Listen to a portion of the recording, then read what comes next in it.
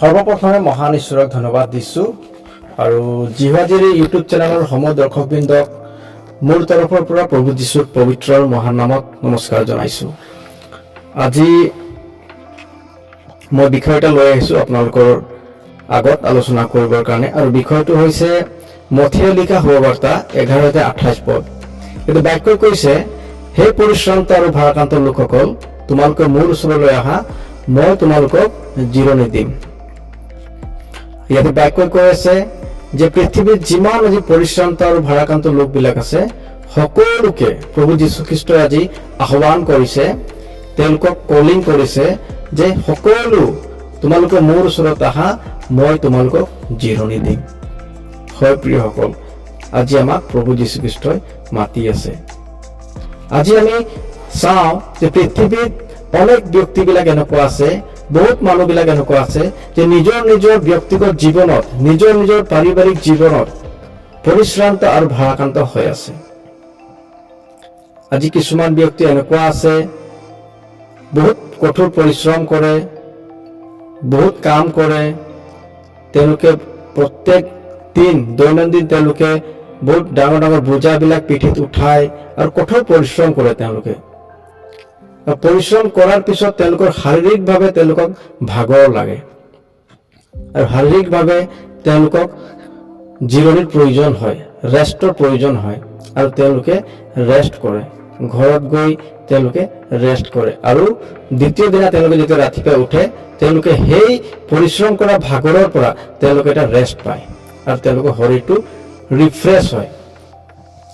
তো গতিকে আজি আমি দৈনন্দিন যি কাম কাজ কৰি আছো, সেইবিলাকৰ পৰা আমি যি ৰেষ্ট পাব লগা আছে, সেইটো আমি ৰেষ্ট আমি ল'ব পাৰিছো।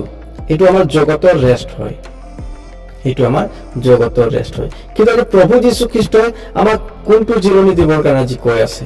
তেওঁ যে আমাক নিজৰ ওচৰত মাতি আছে যে তোমালোকে মোৰ ওচৰলৈ আহা, মই তোমালোকক জিৰণি দিম।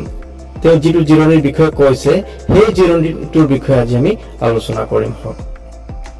ইয়াতে কৈছে যে পৰিশ্ৰান্ত আৰু ভাৰাক্ৰান্ত। ভাৰাক্ৰান্ত মানুহ বিভিন্ন প্ৰকাৰৰ ভাৰাক্ৰান্ত হ'ব পাৰে। আজি নিজৰ ঘৰুৱা সমস্যা থাকিব পাৰে, পৰিয়ালৰ সমস্যা থাকিব পাৰে, হাজবেণ্ড ৱাইফৰ মাজত সমস্যা থাকিব পাৰে, পিতৃ মাতৃৰ মাজত সমস্যা থাকিব পাৰে, আৰু অন্যান্য বিভিন্ন ধৰণৰ সমস্যা মানুহৰ জীৱনত থাকিব পাৰে। আজি ধৰি লওক এজন ব্যক্তি আজি বেমাৰ হৈ আছে, এজন ব্যক্তিক ডাঙৰ এটা ৰোগত আজি আক্ৰান্ত হৈ পেলাই বেমাৰ হৈ আছে।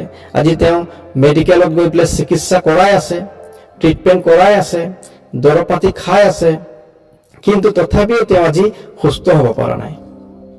তেওঁ আজি বিভিন্ন ঠাইত, বিভিন্ন মেডিকেলত তেওঁ গৈ আছে, উন্নত মানদণ্ডৰ চিকিৎসা লৈ আছে, তথাপিও তেওঁ আজি সুস্থতা লাভ কৰিব পৰা নাই। কিয় পৰা নাই তেওঁ সুস্থতা লাভ কৰিবৰ কাৰণে? তো এনেকুৱা মানুহবিলাকক কৈ আছে যে পৰিশ্ৰান্ত বুলি পেলাই বাইবেলে আজি আমাক কৈ আছে যে তেওঁ বিভিন্ন ঠাইত গৈ আছে নিজৰ আৰোগ্যৰ কাৰণে, নিজৰ জীৱনৰ শান্তিৰ কাৰণে, নিজৰ শৰীৰটোক সুস্থতা দান কৰিবৰ কাৰণে। আজি সেই পৰিশ্ৰান্ত মানুহবিলাকক, য'ত ত'ত যিবিলাক মানুহ ফুৰি আছে, আজি অনাই বিনাই ঘূৰি আছে, আজি যে প্ৰকৃত শান্তিটো বিচাৰি পোৱা নাই, প্ৰকৃত সুস্থতাটো বিচাৰি পোৱা নাই, সেই মানুহবিলাকক প্ৰভু যীশুখ্ৰীষ্ট কৈ আছে যে তোমালোকে মোৰ ওচৰলৈ আহা, তোমালোকে মোৰ ওচৰলৈ আহা, মই তোমালোকক সুস্থতা দান কৰিম, মই তোমালোকক শান্তি দিম। তোমালোকে যি বিচাৰিছা, যি জিৰণি বিচাৰিছা, সেই জিৰণি মই তোমালোকক দিম। কাৰণ প্ৰভু যীশুখ্ৰীষ্টই আপোনালোকক যি জিৰণি দিব, সেই জিৰণি খন্তেকীয়া নহ'ব, সেই জিৰণি অনন্তকলীয়া জিৰণি হ'ব, যাৰ শেষ নাই। কাৰণ প্ৰভু যীশুৱে কৈছে, জগতে যেনেদৰে দিয়ে মই সেইদৰে তোমালোকক নিদিওঁ বুলি পেলাই কৈ আছে।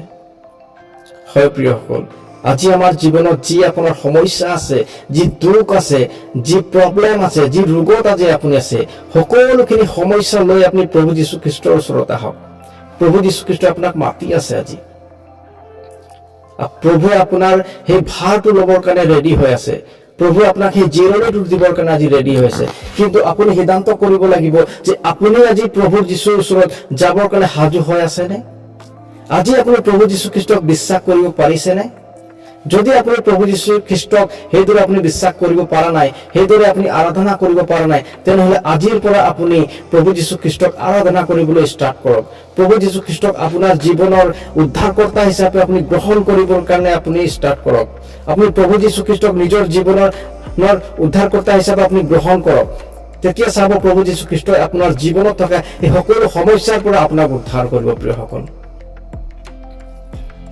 আজি প্ৰভু যীশুখ্ৰীষ্ট আপোনাৰ আৰু মোৰ পাপৰ কাৰণে আপুনি আৰু মই যাতে সুস্বাস্থ্যৱান হৈ থাকিম, আমি যাতে চাংগাই হৈ পাম, আমি আমাৰ জীৱনবিলাকত যাতে শান্তি হ'ব, আমি যাতে সুস্থতা লাভ কৰিব পাৰিম, আমাৰ জীৱনবিলাক যাতে উদ্ধাৰ পাব, আমি যে পাপ কৰিছিলোঁ পাপৰ পৰা যাতে আমি উদ্ধাৰ পাম, এই সকলোবিলাক বিষয়ৰ কাৰণে তেওঁ ক্ৰুচত হত হ'ব লগা হ'ল। প্ৰিয়সকল, আৰু আজি তেওঁ আপোনাক আৰু মোক মাতি আছে যে হে পৰিশ্ৰান্ত আৰু ভাৰাক্ৰান্ত লোকসকল, তোমালোকে মোৰ ওচৰলৈ আহা, মই তোমালোকক জিৰণি দিম বুলি কৈ আছে। আৰু আজি আপুনি প্ৰভু যীশুখ্ৰীষ্টৰ ওচৰত আপুনি কেনেদৰে যাব পাৰিব? প্ৰভুৱে আপোনাক মাতি আছে আজি জিৰণি দিবৰ কাৰণে, কিন্তু আপুনি তেওঁৰ ওচৰত কেনেকৈ যাব পাৰিব? প্ৰভু যীশুৰ ওচৰত যাবৰ কাৰণে এটাই মাধ্যম আছে, আৰু সেই বিষয়টো হৈ গ'ল প্ৰাৰ্থনা।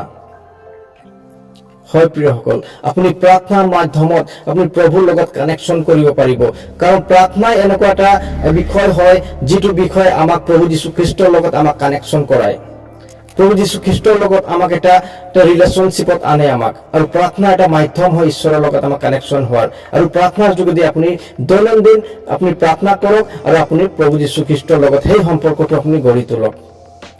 যদিও আপুনি বিশ্বাসী হয়, যদিও আপুনি খ্ৰীষ্টিয়ান পৰিয়ালৰ হয়, তথাপি যদি আপুনি প্ৰভুৰ পৰা আঁতৰি গৈছে, প্ৰভুৱে আজি আপোনাক নিমন্ত্ৰণ কৰি আছে।